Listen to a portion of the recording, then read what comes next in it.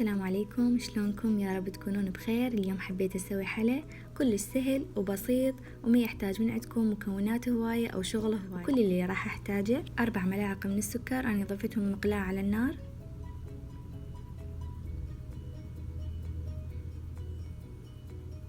وبعدها اضيف عليهم 3 ملاعق من الزبدة،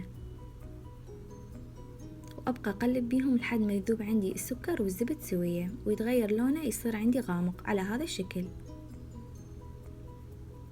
بعدها اضيف عليهم نص كوب من حليب السائل،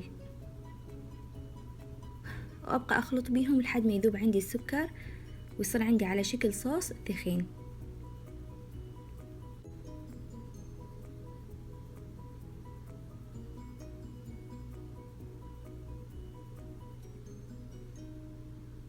وهذا قوام الصوص اللي أنا أريده. أطفي عليهم النار وأضيف عليهم كوب واحد من شرائح اللوز،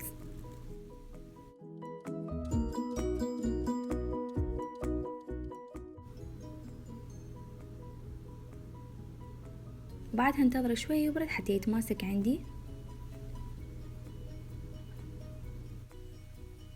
وبعدها استخدمت هذه النوعية من البسكيت تكون مالحة، لأن أنا أريد الحلي يكون حلو مالح حتى يتوازن عندي الطعم. وهنا عندي الصينية،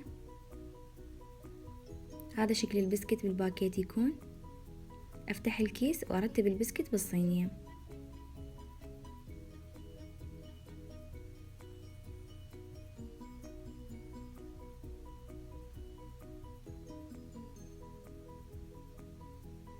وبعدها بالملعقة أضيف الصوص واللوز اللي سويته كمية قليلة بوسط البسكت.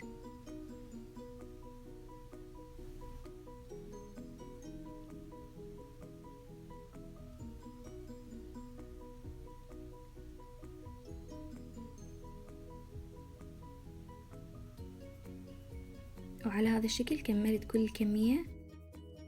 راح ادخلها الفرن، اشغل بس الفوق لحد ما تتحمر عندي واطلعها. على هذا الشكل تحمرت عندي واخذت اللون اللي اني اريده. وبعد ما بردت خليتها ببرطمان على هذا الشكل، صار شكلها كلش حلو. ممكن تخزنوها مدة 10 ايام ما عليها اي شي. طعمها كلش طيب وصغار وكبار راح يحبوها. ممكن تقدموها على شكل هدية.